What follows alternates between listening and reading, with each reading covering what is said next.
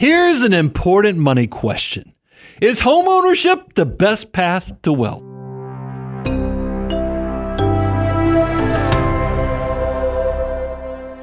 Brian, I am so excited to talk about this because we hear a lot of personal finance creators and really the American populace in whole talk about home ownership like it is the end all be all to wealth creation and to being able to build wealth. And so in today's show, we want to put that to the test. Is that in fact true? Well, I've often wondered, is it just because people don't save and invest money? Because a lot of people will buy a house because it's just part of what you do as you go through life. But very few people actually let their money start doing the work for them. So this will be a great experiment to say, hey, let's actually separate the different behaviors you can do, whether it's renting and investing or whether it's buying, or if it's one of these people, because there are debt crusaders that just go hog wild and try to pay it off as fast as possible. I can't wait to see the answers. Yeah, and truthfully, personal finance is personal. And so it may turn out that the right decision for one person might not be the perfect decision for another person. So we want to dive into that and see how making one small decision, or really one large decision, for most folks, the largest decision they'll ever make in terms of dollars and cents, how it can impact your financial life. But you know what's another decision you can make that have a huge impact on your financial life? I can't wait to hear this. To subscribe right now to this channel so you can stay up to date on all the content that we put out there. So Brian, you've already set the table here. You said, let's talk about the three different options that generally exist when it comes to housing. What are those three options? Yeah, we got Nancy, who never bought a house and rents. But here's the good news, because I know this is a lot of young people are struggling with the housing market's gotten a lot more expensive. Nancy's saving the down payment and she's investing all the difference between what she brings in and then she pays in rent. And then you've got John, who bought a home and he pays it off in the traditional 30 years. We also assumed he bought the house with 3% down, because we wanted to make this minimal. And then we moved to the third one, which is Earl. Earl bought a home, but he is a debt crusader, and he's going to take up to 50% of his income to pay down that debt as fast as possible and get that mortgage wiped out. So let's walk through our assumptions for this case study. Let's assume that all three of our individuals have a household income of $120,000. Their home, if they were one of the two that bought a home, they're going to have a mortgage payment equal to 25% of their gross income. So it's going to be $2,500. We're going to assume they put 3% down. We know right now the mortgage rate on a 30-year fixed mortgage is 6.79%. And so that means that they're going to be able to buy a home that's worth $374,198. And we're going to assume for Nancy, who decided not to buy a house, that she's going to pay the median rent in this country right now, which is $2,050 a month. So when we lay out these three individuals, Nancy rents for $2,050 and she invests 25% of her gross income plus the differential between the rent payment and what the mortgage payment would have been had she bought. So in total, Nancy is going to invest $2,950 every single month. Whew. If I could whistle, I would. So now let's look at John. John is going to spend $2,500 on housing. That's the 25%. He's following the money guy rule. And with the other 25%, he is going to save and invest that. So John is just going to plan on paying the mortgage on its normal term over a 30-year cycle. And then we have Earl. Earl, you've already mentioned, is a debt crusader. He's going to put all $5,000, 50% of his monthly gross income toward his home. Then once it's paid off, he's going to begin investing all of that. He's going to invest all $5,000. So the question becomes, which one of these ends up better? Who ends up in the better spot? Well, if we just look at the data, we just look at the raw numbers, we can see that after 30 years, Nancy does not have a paid-for home. She has been renting the whole time and will continue to do so. But because she's been saving and investing, she has actually been able to accumulate a portfolio worth over $4.5 million. So certainly attaining a high level of wealth was possible, even though Nancy was renting. Now, I think we need to notate, she did put down $11,226 as a house down. I mean, not as a house down payment, but that She went into the invested market. that. She didn't have to come up with the house down payment. And then we also used a moderate 8% rate of return on growing the assets. We, of course, could have gone higher, but we wanted to keep everything equal, so we kept it at 8% because that's pretty reasonable. So then we have John. John decided that he was going to pay the house off over the normal 30-year period and invest the whole time. Well, not only does John's house grow in value, remember he paid something like $330,000 for it, and assuming the house just increases. The actual original value was $374,000. $370,000. And the house grows with inflation. It's now worth over $900,000. And his portfolio has grown to be worth $4.6 million. So his net worth is 4.6, total portfolio value of $3.7 million. So again, pretty solid. Not quite as liquid as Nancy, but a slightly higher net worth. Now, I will say, it's kind of interesting to see right there that John is higher than Nancy. So there are some benefits. Americans, I'm not disappointed because I think it's part of the American dream. You want to get the house going. But I do think it's worth noting the spread is not as big as huge. I think you would think. But let's think about the debt crusaders. What does it mean for them? Because they forgoed investing until they got this debt extinguished. And it is important to note, we are in a unique time right now. Interest rates are a little bit higher. Sure. So this probably is going to minimize the behavioral impact of being so aggressive.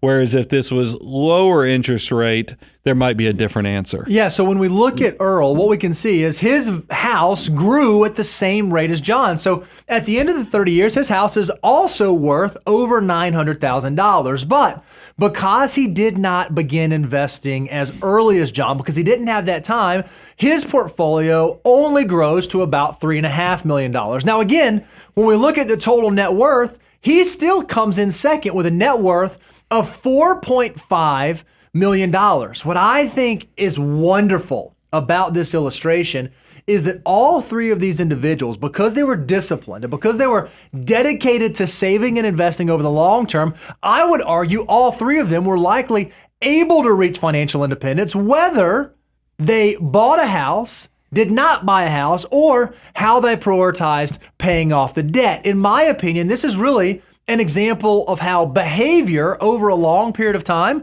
can have a huge impact on your financial situation. Yeah, I mean, I like the fact, because we're going to talk about there are huge benefits to home ownership and the fact that it does allow you to have stable housing costs. Yep, rents can change. Yeah, we go through an inflationary period again.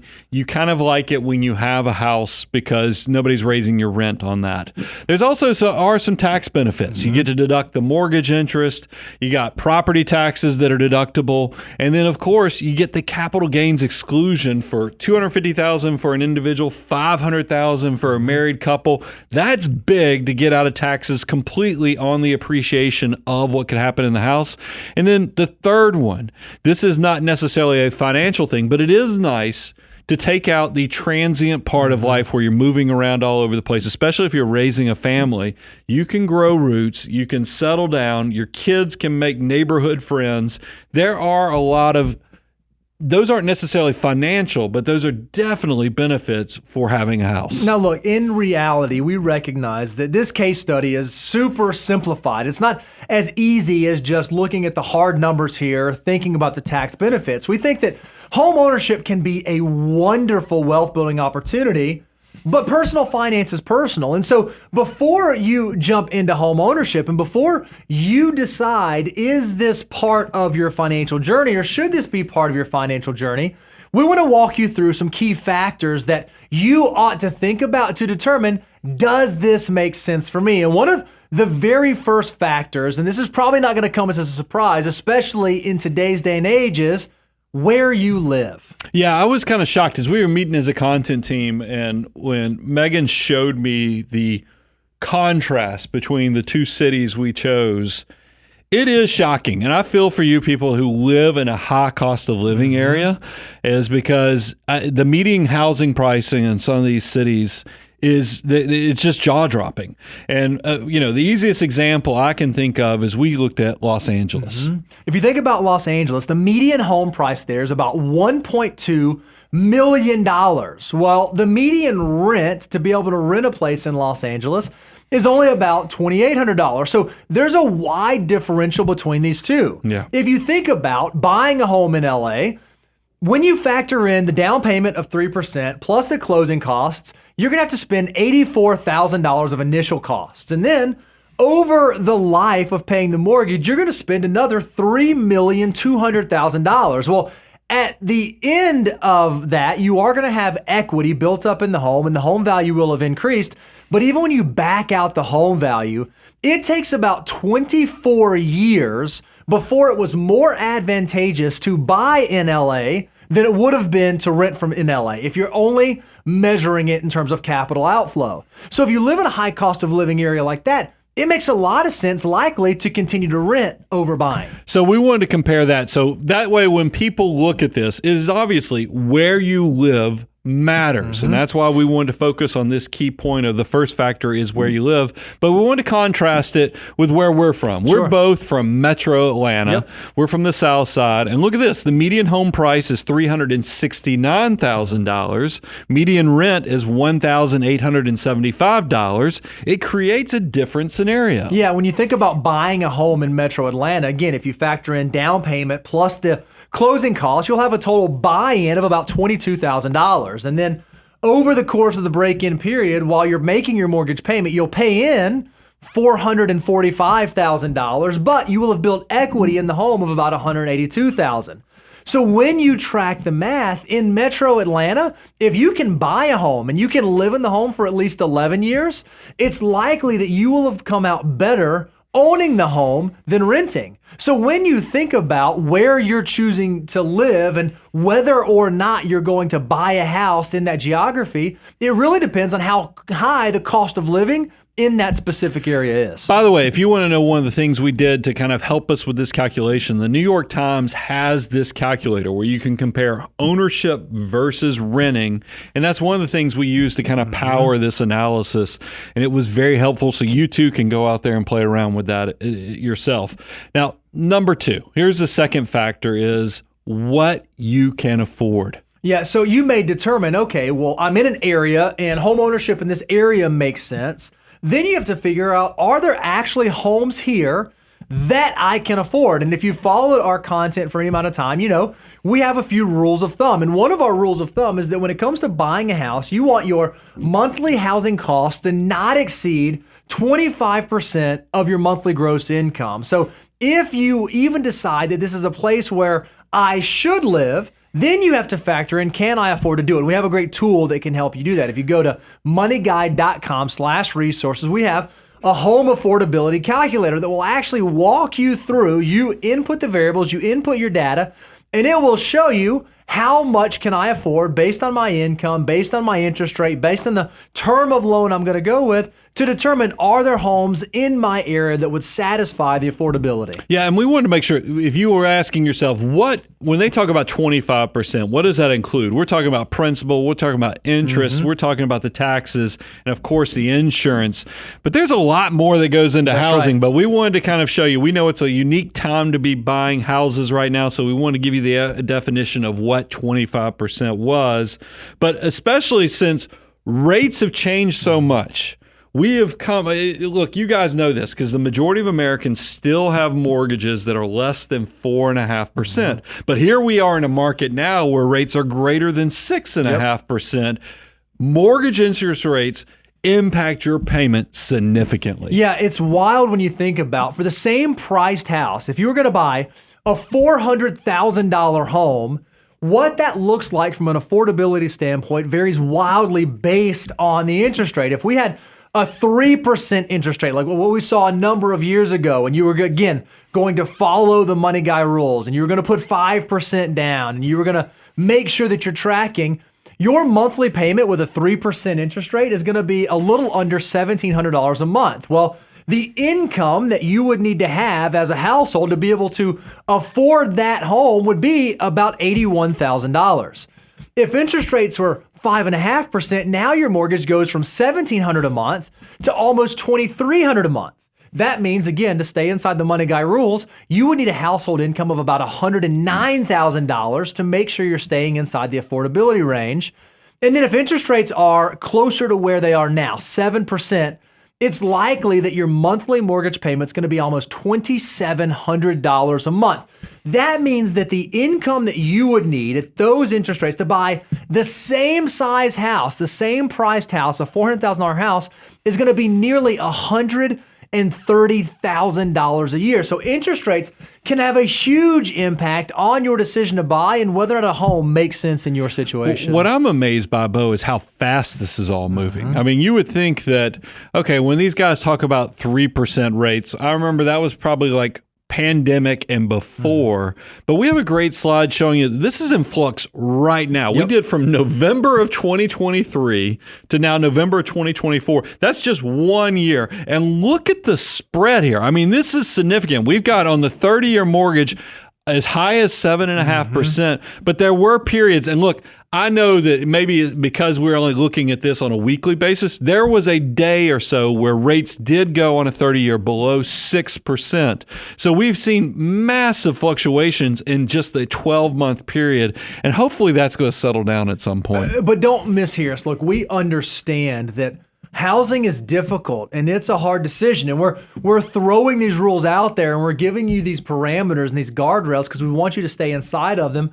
We recognize it's not easy and it's difficult out there, but far too many folks are not doing this. They're not following these rules. And we know that right now, the typical home buyer spent 40% of their gross income on their mortgage payment in this last year. And if you're spending 40% of your capital just on housing, it begins to crowd out all of the other financial goals you have. It begins to crowd out your ability to build and save for the future. That's why we put these guardrails in place. Well, I get worried about the people who, because if that's just your principal, interest, your taxes, and your insurance, what happens when you put in there the utilities, when you put in there the maintenance? You can quickly see how housing can become 50% of your take home. And then what scares me is that there are too many people that are house rich, life poor. And it squeezes you into where you're not getting to save for the future. You're not getting to build memories. You're on this treadmill to basically pay for the house. We've got to figure out how we can help people get out of that rut. So we wanted to show you, okay, how much does this actually squeeze lifestyle? If I am one of those first-time home buyers who's spending 40% on housing as opposed to only spending 25% on housing. Look at this. If we assume that you have an income of $100,000, and let's assume that interest rates on mortgages are around 6%, and then let's assume that when you buy a house, you're going to have about 1% of the value of the home in maintenance costs. You're going to have another 75 basis points or 0.75%. Maybe that's PMI that you're paying, or maybe there's homeowner association dues that you're paying, and you're going to come up with a down payment of 5%. When we think about affordability, if I'm going to follow the money guy rule, and I'm going to say that I'm going to put 25% down, that means that just my principal, interest, taxes, and insurance are going to be a little under $2,100 a month. The average first-time home buyer last year went up to 40% in principal, interest, taxes, and insurance. That's over $3,300 a month. Well, now, when you begin to bolt on maintenance costs, and then you add on PMI or HOA dues, what you thought was only going to be 40% of your gross housing costs is actually almost 50%. Even for those folks who stay at that 25% threshold, when you add maintenance costs and when you add PMI and when you add these other expenses, your actual gross gets to 31% of your monthly take home. So when we think about housing and we want to stay inside the affordability range, it would not be horrible of you to even be conservative to say, hey, I want my all-in housing costs to stay below 25%.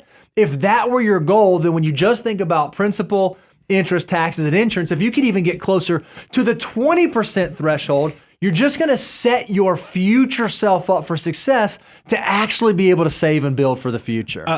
I think it's important to say, look, we are very sympathetic with how hard it is to get into your first home right now. But I also want to lean in and talk to my financial mutants who sometimes as you start getting pay raises and things are going well, you start getting that itch to upgrade. And I love showing this because you see the cost, the cash flow impact on a monthly basis. This is very important for you guys to pay attention to, is because there's so much of life. If you're letting it all go into housing, you're creating a huge obligation for yourself. And I think so many people, we often say money is just a tool. And if you are losing focus on the fact that you have all your money going towards housing, you have to go to work, you have to wake up and go to a job maybe you even don't even love, but so you can afford this house, you're losing the flexibility. And I think what most of you actually are craving is the ability to do with your time what you choose to do. And the sooner you can actually create margin in your life and actually control what you're expending to start saving and building your army of dollar bills, the sooner you'll be able to make decisions out of your choice, not out of the obligation. And that's why when people get into housing decisions where they're paying 40, 50%, it not only puts them on the dangerous edge of failure, because if all of a sudden you lost your job or any of the assumptions change, you'd be in trouble. But it also puts you in this hole that you're that much further to having the margin to build your army of dollar bills and build independence. If we just think about the illustration we went through, we said that the monthly payment, just looking at principal, interest, taxes, and insurance, was something like $3,300 if you were like the average first-time home buyer last year that was spending 40% of their gross income there.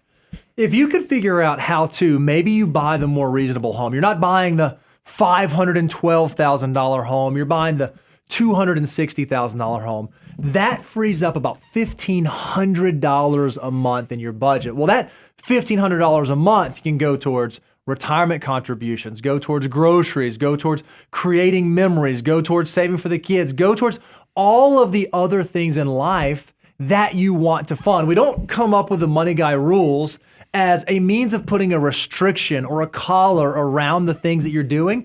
We try to put them there to keep you from boxing yourself into a helpless situation that you can't get out of. And the reality is, if you do find yourself in a situation where, man, the numbers just don't make sense, I just can't make this work, that's why we started with the case at the very beginning, showing that you don't have to buy a house, you don't have to be a homeowner to be able to build to financial independence, to be able to build for financial success.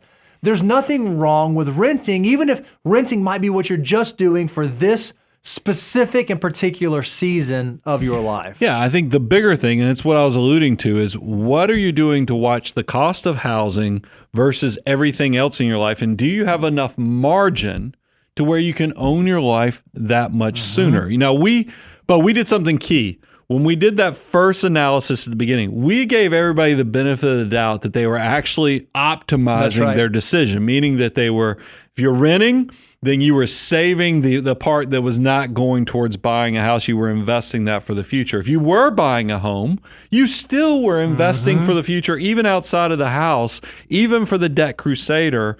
I think sadly, and this is why the third thing we want to talk about is factor number 3. What are you doing with your margin is, unfortunately, for the majority of Americans, you guys, it's like an either or. You're either choosing to be good with money where you have a house and you're saving, investing, or there's the other Americans where the only decision they seem to be making is I'll buy a house, but they never save and build wealth outside of their housing decisions. And this is not just anecdotal evidence from us. Look at this. We actually have, from the Federal Reserve, data showing household net worth as well as growth in financial assets, inflation adjusted from 1989 all the way through 2022.